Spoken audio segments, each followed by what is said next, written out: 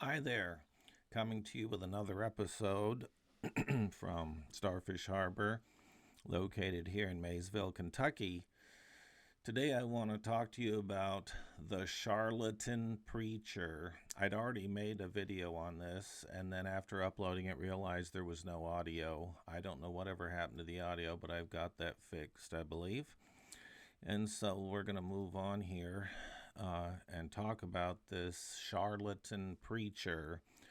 I got a newsletter from a fellow who's a chaplain in a prison, and he addresses a situation with a charlatan preacher. We're surrounded by charlatan preachers today. They're all around us in church after church and ministry after ministry, unfortunately. And there's various degrees of charlatanism. I don't know if that's a word or if I just made it up, but some are worse than others, some charlatans. And I want to read some scripture here from Matthew 7:15, where Jesus is saying, "Beware of false prophets, which come to you in sheep's clothing, but inwardly they are ravening wolves." And then Jesus goes on to talk about how you can identify these false prophets. In verse 16, he says, "Ye shall know them by their fruits." And fruit is things you can see, and actions and behaviors. Jesus says, we ask this question, do men gather grapes of thorns or figs of thistles? Yeah, you're not going to find apples on a pear tree. You're going to find pears on a pear tree. And so that's what it's talking about. We're using thorns and thistles. He's comparing the false prophet to a thorn bush or a thistle bush. And he's saying or asking, are you going to get good fruit like grapes and figs from those? Okay, and there's lots of other scriptures we can read also. And and James, in fact, James writes in chapter 3, verse 12, "My brothers, can a fig tree grow olives or a grapevine bear figs?" That's like I said, will a pear tree bear apples? Neither can a salt spring produce fresh water. And so we're seeing here that the characteristic of a charlatan preacher is that they are not what they seem to be. Inside, it's like a wolf. The outside is like a sheep. If we look on down through some of these scriptures that I've got here, it talks a lot about false prophets. Oh my goodness. Even in the Old Testament, it was false prophets that were always influencing the people. There might be one good prophet or two good prophets of God amongst many false prophets. You can go back and read that in the Old Testament. It was a struggle for the real prophets of God. In Jeremiah 23:16 says, "This is what the Lord of hosts says. Do not listen to the words of the prophets who prophesy to you. They are filling you with false hopes. They speak visions from their own minds, not from the mouth of the Lord." And then if we, there's so many more scriptures about charlatan preachers. But I want to read this clip from the article that was sent to us in this newsletter for August. The fellow who's a chaplain in the prison says, "This month I received a fresh awakening as to the spiritual health of a congregation which sits week after week under the ministry of an unanointed pastor. For months now, whenever I am at home, I preach to the congregations in F1 and F3. Now, those are different sections of the prison. They have them all divided into sections with headings such as F1, F2, F3, F4, etc. But each week, most of the time, a volunteer comes in and takes the service in F2. I have listened in on him since my office is in that chapel. Excuse me. My heart goes out in grief for what the men have to listen to. No sooner does he step into the room than he starts whipping up their emotions. He says the same thing every time, such as, "Greater is he that is in you than is in the world." Then, as he repeats it and has them repeat it, he walks up and down among them, just pumping on their emotional responses, and then moves on to something similar. There is a conspicuous lack of any convicting truth or any food for them to grow by. Such is the ministry of a sinner among sinners. Coming back from a camp meeting, my supervisor told me that I would need to take all 4 services that week, as this volunteer was not coming in.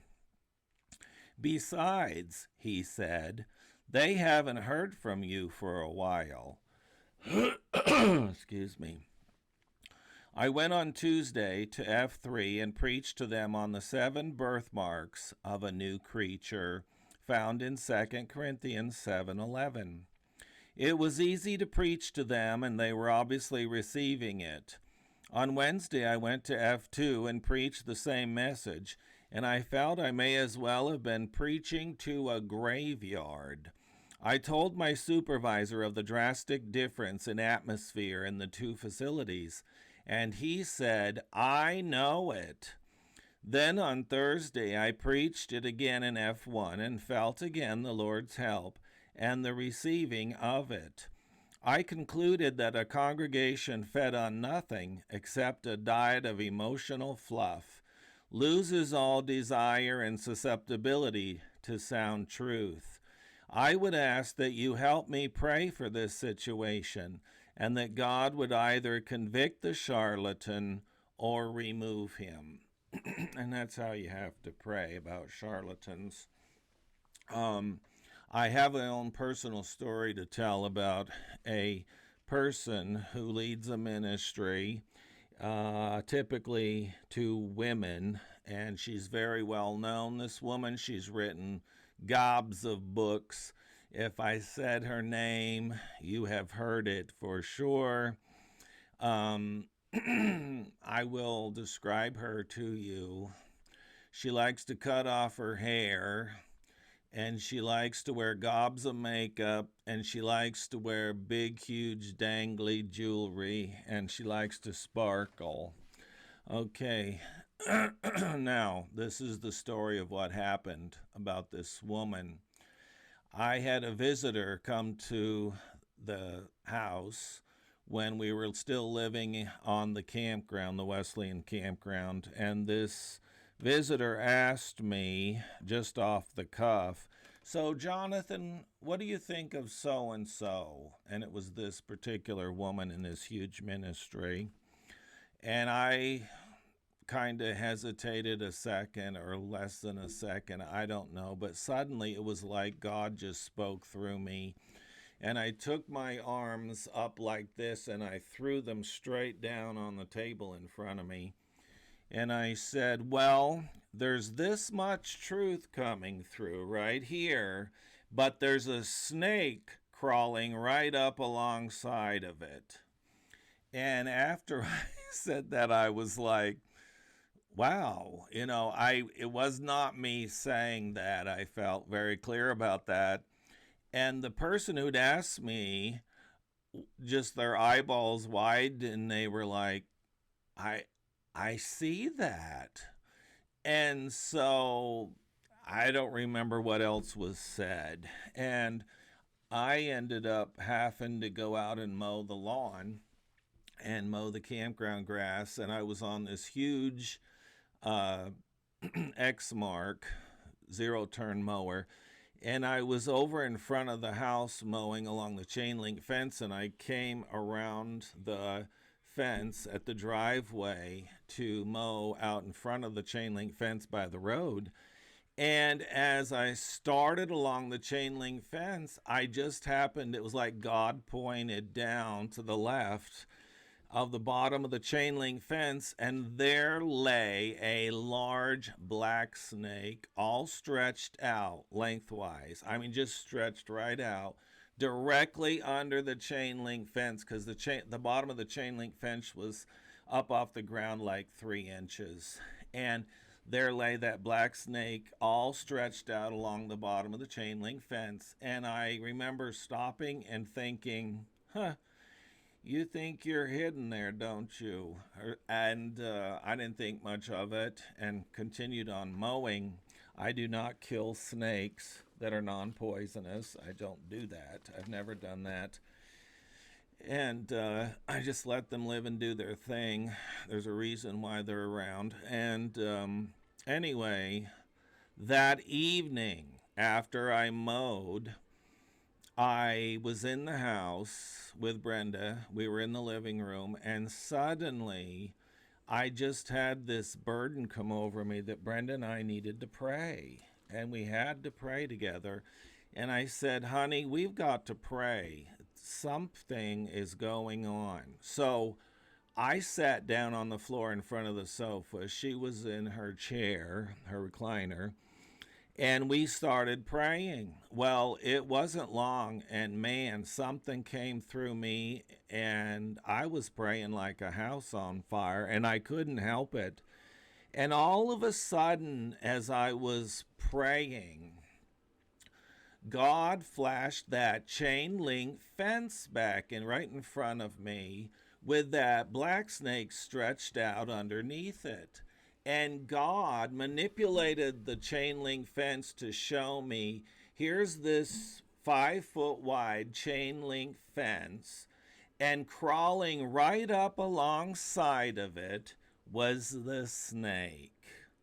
And when he showed me that, I heard my words and saw me throwing my arms down on the table like this and saying about that woman, there's this much truth coming through, but there's a snake crawling right up alongside it.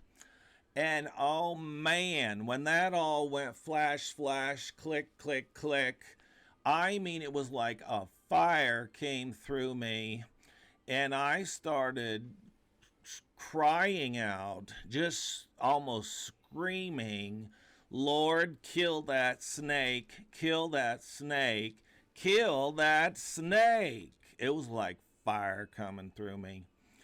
And we got done praying, and I shared with Brenda what God had showed me about the chain link fence with the snake crawling right up alongside of it, and about what I had said to the visitor that had been at our house and asked me about that woman in ministry that's very well known.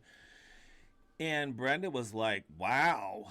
So then we go to bed. There was a horrible storm came through that night. I mean, raging storm. The wind blew and howled and ripped, and the rain came down. It was fierce. And the next morning, bright and sunny and clear, and the storm had passed, and I remembered the mail out in the mailbox.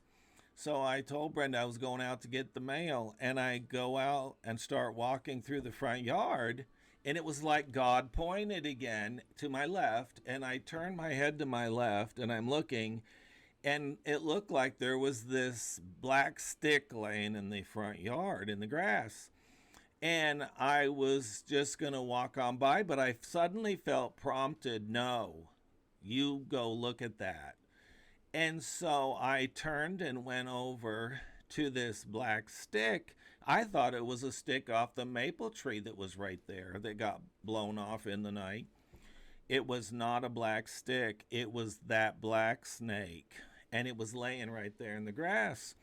So I'm looking at it, and it looked like it was alive. It wasn't like upside down or curled up and twisted around or anything. It was laying on its stomach. It looked like it'd been just traveling through the grass like snakes do. and just laying right there still. And I thought, why aren't you moving? So I got up real close to it and looked down, and I thought, well, it'll take off here any second as soon as it realizes I'm here. And it didn't. And so I'm bending over, looking down at it, and I'm like, I start just kind of kicking my foot at it a little bit, like, get out of here. And I'm talking to it, get out of here, move it. So it doesn't do anything. And then I'm looking more at it, and I'm like, I think it's dead. So I reached down and take a hold of its tail, and I knew if I took hold of its tail and there was no movement, it was definitely going to be dead. So I took a hold of its tail, started lifting it up, and nothing. I mean, it was as dead as a doorknob. And I was like, what in the world? This snake is dead. And all of a sudden, I remembered the fire that came up through me the night before we went to bed, and how I was praying, Lord, kill that snake, kill that snake. And I was like, wow, what is going on here? And I took the snake down in the backyard, way down to the woods, and threw it in the brush, to get rid of it, because it was dead. Then I came back up and told Brenda what went on, and she was like, what? So anyway, that all really happened. It's all true. And I can't explain to you all of what was going on there, but there was something deep going on there. But this situation with these charlatan preachers and the snake that's coming right up alongside the truth, yeah, they're telling truth. Satan tells truth, but then there's a snake coming right up alongside of it. That's been Satan. That's always been Satan and how he works. So, what is the point of this? You had better be careful who you're following. I don't care how much it glitters. I don't care about all the glamour. You had better have some discernment in your spirit and know what you're dealing with. You need to pray about who you're reading after, who you're listening to. You need to say, Lord, you guide me, you direct me to the person that's going to be able to help me spiritually. You don't just jump on the bandwagon of what everybody else in Christianity's doing, or who they're listening to, or who's popular. We are living in a very dangerous day. That woman that's the head of that big ministry I'm talking about, I actually watched a video clip of her, and it was only God that let me see this and hear this. And she was up on her stage, and she was making fun of holiness people. I'm talking Wesleyan holiness people. I heard her with my own 2 ears and watched it with my own 2 eyes. And I thought right then, as I looked at her and how she presents herself, I thought, you just told on yourself as to what you really are, lady. So anyway, no, I'm not giving out her name. There's people that have confidence in her and think she's just the bee's knees. But there's a snake coming right up alongside of it, and you had better be careful who you're listening to and who you're following, because a lot of this stuff out there is a bunch of deviltry that's going on, and people are just in it for the money, for the big lifestyle, for the $1 million house and the fancy car. And yeah, what's coming out of their mouth sounds fantastic, but there's a snake crawling right up alongside of it. You have a good day and be careful.